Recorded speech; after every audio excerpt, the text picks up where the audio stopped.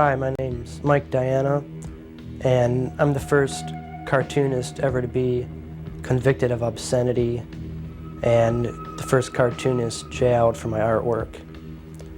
I was charged with 3 counts of obscenity due to my comic zine Boiled Angel number 7 and number 8. And hello again. Comic books, they aren't just for kids anymore. There's a whole new sort of comic written for adults. It's called the zine. There are thousands of zine titles in print. Some have little to do with the traditional comic book view of truth, justice, and the American way. One in my hand here, it's called Boiled Angel. This got its creator into some mighty hot water. My art usually was kind of different. I thought of it being different than other people's. Michael Diana says he always used his art to shock people, even as a child. One assignment was to do a family portrait, and I drew our whole family nude. Nude people might be the tamest art you'll find in Diana's comic book series called Boiled Angel. Readers also see images of a boy raped by his dog, children adopted, then abused by their new parents, newborn babies tortured, then killed. Most of the people that see the art, I think, understand it some and enjoy it. I got to look at it, and I knew right away that what I was looking at was obscenity. Former prosecutor Stuart Baggish says Michael Diana's art violates community standards. Baggish booked Michael Diana on obscenity charges, a crime with no precise definition. By law, folks in individual communities must decide what is obscene in their own hometowns. Pinellas County does not have to accept what is acceptable in the bathhouses of San Francisco and the crack alleys in New York. What's been marked as Defendants Exhibits 13. In court, prosecutors had to prove that Boiled Angel, taken as a whole, has no serious literary, scientific, artistic, or political value. And one of the issues that came out in the trial is it's not always the function of art to soothe or to simply depict comfortable situations. Sometimes art has to depict things that are very offensive, very horrifying. It all took place in Pinellas County. Which is where? What's it near? I live in Largo, and that's like a suburb of St. Petersburg. Oh, so it's really redneck, retired Marine country. Yeah, mostly retired and church-going people.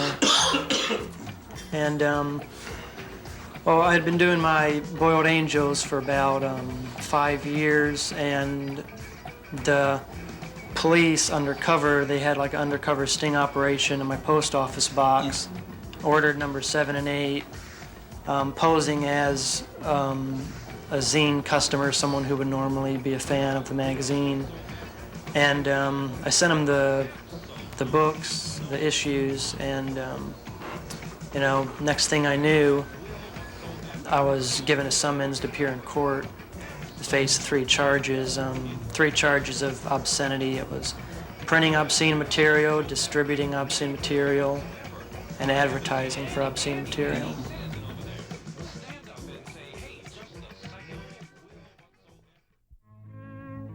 Explain them, Mike. What's the inspiration for these drawings?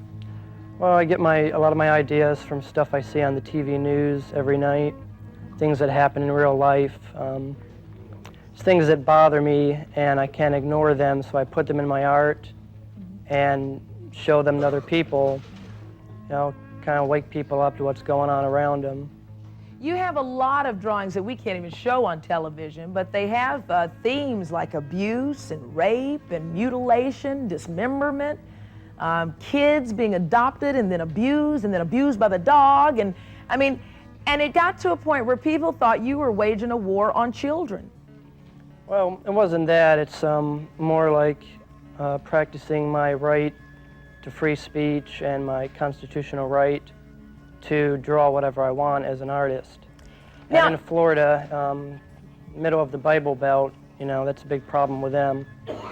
I can imagine all your blasphemy to God and Jesus and these things has a lot to do with that too. It smacks of Satanism. Well, I'm curious, for example, one of the reasons this is so controversial is that he is drawing things and not actually committing acts of violence. And some people, you know, more liberal types, I guess, believe that he has the right in this country to draw it as long as he doesn't step over a line and actually commit the crimes. What do you think of that? I disagree with that wholeheartedly. I believe in the freedom of speech, but when you begin to deal with areas that excite areas of the life that are totally criminal in effect and play upon that, then I understand that his material is basically on a pornographic level, and it excites areas, unwholesome thoughts and ideas and the lives of others towards violent crimes and even the sacrifices of children or infants. I'm not sure to what extent. Well, I don't have anything to do with Satan. I don't believe in the devil. As far as money goes, I didn't make anything at all on this. It actually cost me money between the printing and postage to send them out. So it was just, I did it because I was dedicated to it. The artwork, I was working a 40-hour-a-week job, and I'd go home and spend 6 or 8 hours sometimes doing my artwork because it was something that I believed in and I wanted to do. The whole theme of this issue of number 8 was cannibalism. Michael Diana says he gets his ideas from what he sees on the news. And if his art is shocking, it's only because it reflects what he sees happening in society every day. This comic, Got Up My Ass, is about a boy that's molested by a priest. And I got that idea from seeing countless news reports about children being molested by priests and things.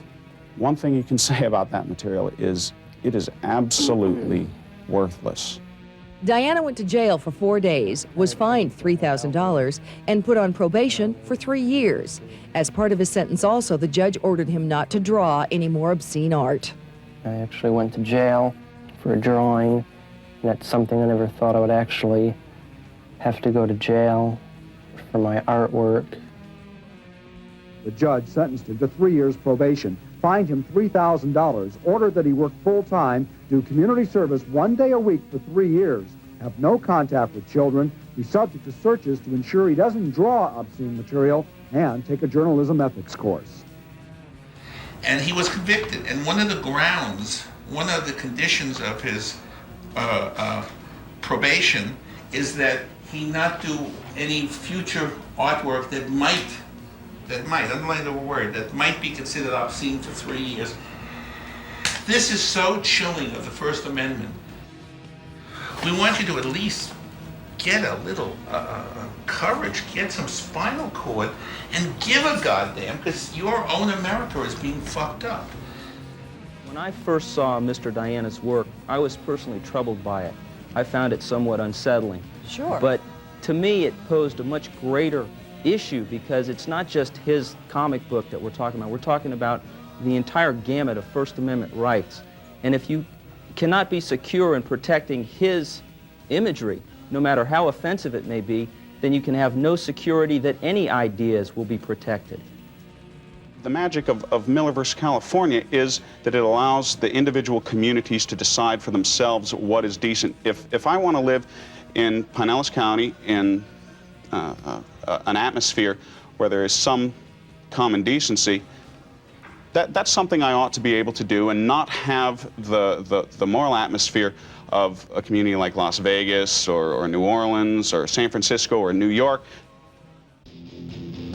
And if they're going to arrest a man for making cartoons, they should take half of the television off. Right. People shouldn't make movies then, because a lot of that stuff is obscene too. Right. What about, yeah, go ahead. How long did this man get convicted for? Well, he was given 3 years probation, and he's not allowed to draw for 3 years.